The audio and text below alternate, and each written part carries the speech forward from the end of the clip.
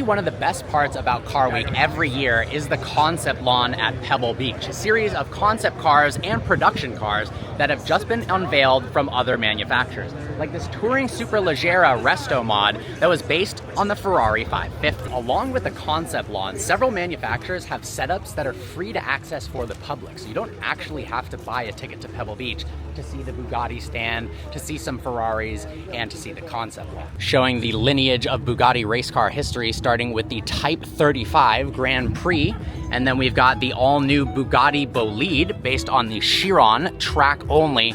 I hope somebody makes a road legal conversion for this car. I mean, obviously it would be Lanzante, but I hope somebody actually does it, because this would probably be the craziest road car ever if somebody street legalized it.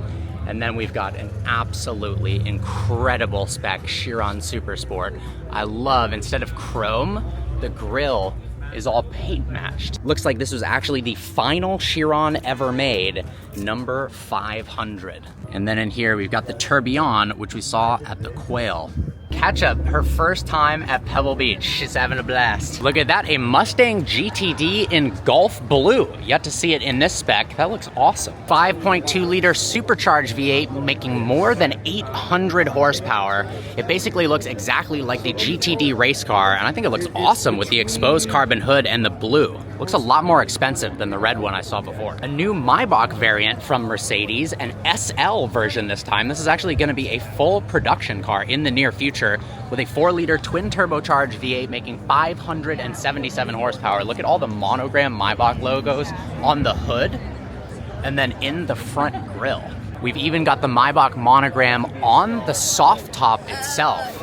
Get a load of that SL interior. This Touring Superleggera 550 is gorgeous. The Ferrari 550 and 550 Barchetta are some of the prettiest cars ever, but they've taken things to a whole nother level, modernizing the interior, still keeping that gated manual, matching luggage. I love it. We've got full production cars here as well, like the new generation BMW M5 Hybrid with 717 horsepower. We've also got the new M5 Wagon sitting next to it. The new generation Gunther Works that we saw at Quail with a 4-liter naturally aspirated engine and some of the coolest design language ever. I love those front fender cutouts. We've also got the Nilu hypercar, the analog naturally aspirated V12 from the designer of Bugatti and Lamborghini.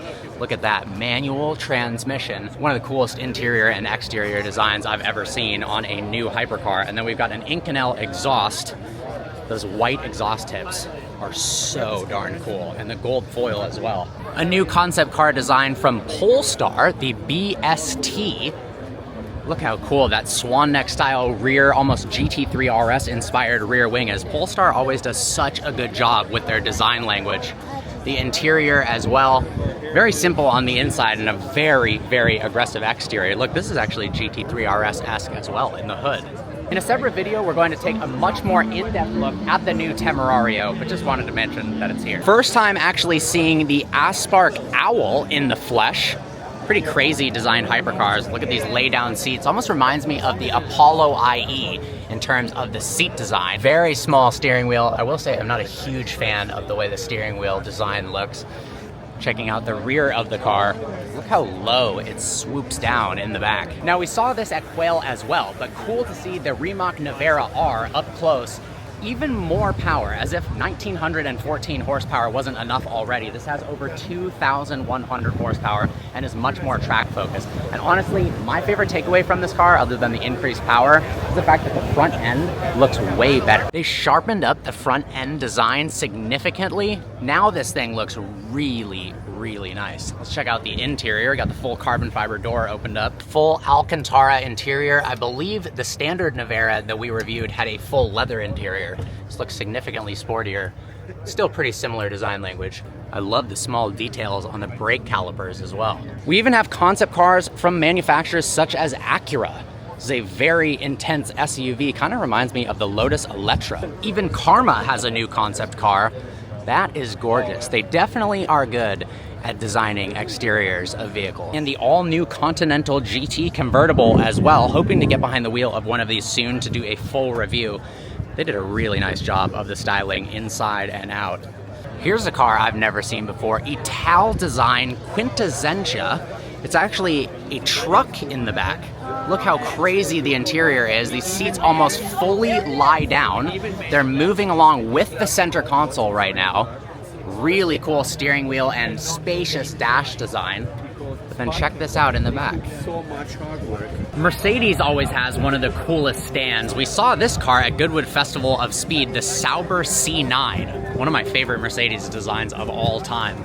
And then check this out, the CLK GTR in the back. Earlier this week, we saw the CLK GTR Roadster on aftermarket wheels, and this is the GTR Coupe. What's going on? Check out that massive roof scoop as well.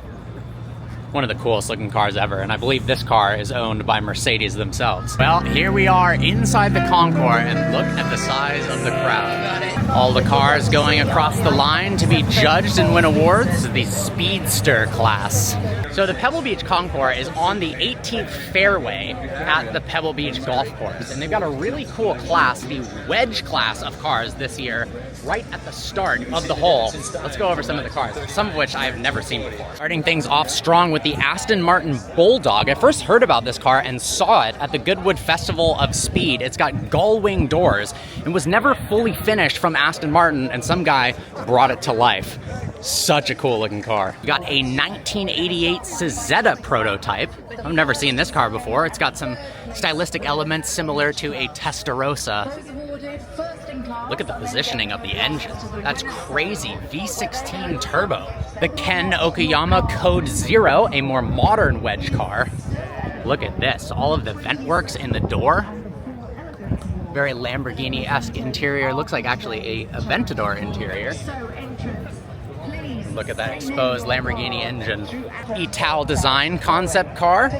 This car is called the United Nude low-res vehicle. You guys have seen this all over social media. It's been stored at the Peterson, but it literally looks like some sort of diamond or rock and not a car. Every single drivetrain component is hidden under the bodywork. The Low-Tech C1000, I've been wanting to see this car, no pun intended, for a long time. Never actually seen this in person. Design language is absolutely nuts. Engine bay opened up, clamshell. Look at the size of that muffler. So how crazy is this? It's right-hand drive, and the shifter is on the right side. And the owner of this car said it idles at 35 miles an hour. So it's road legal, but you've got to slip the clutch below 35. Look at this. Back in 1984, Honda and Pininfarina collabed on a car. Another vehicle I've never seen before. I actually really love this thing. And it looks like it's open completely at the back. Oh no, there's a sheet of glass. But man, they need to bring this design language back. We've got the Vector W8. This car I actually have seen before. Look at this, the Canara Roadster. Looks almost like it's based on a Corvette. Oh yeah, look at that.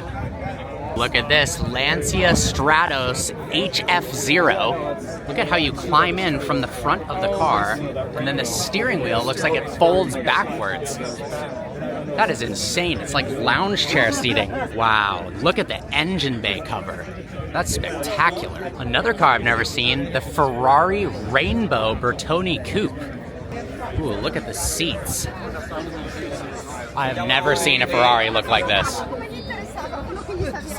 Wow. BMW Turbo.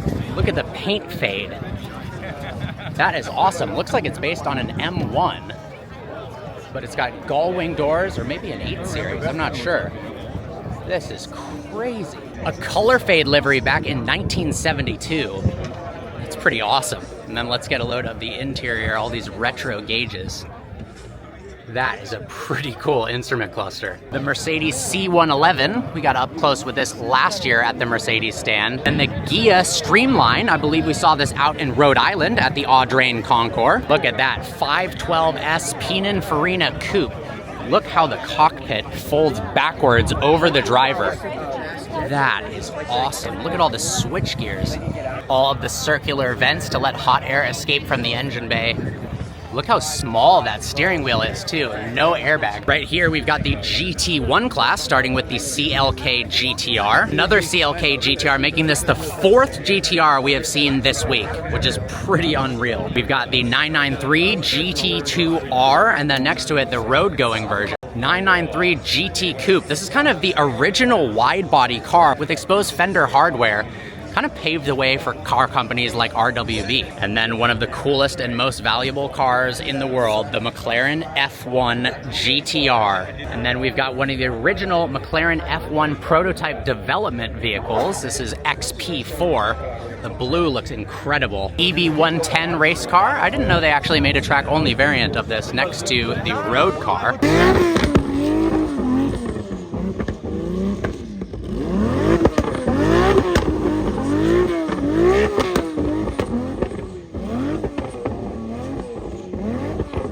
Ferrari F40 GTE next to a road-going F40. Finally got a chance to drive one of these, albeit at low speed, but it was absolutely insane. Look at that, a car from 1907. That horn is wild. And then this one looks even older. Oh my gosh. It sounds steam-powered. Once again, I love these XJ220s. And there's a track-only version as well. Well guys, there you have it. Another absolutely spectacular car week. Every year it somehow gets better and better. See you next video.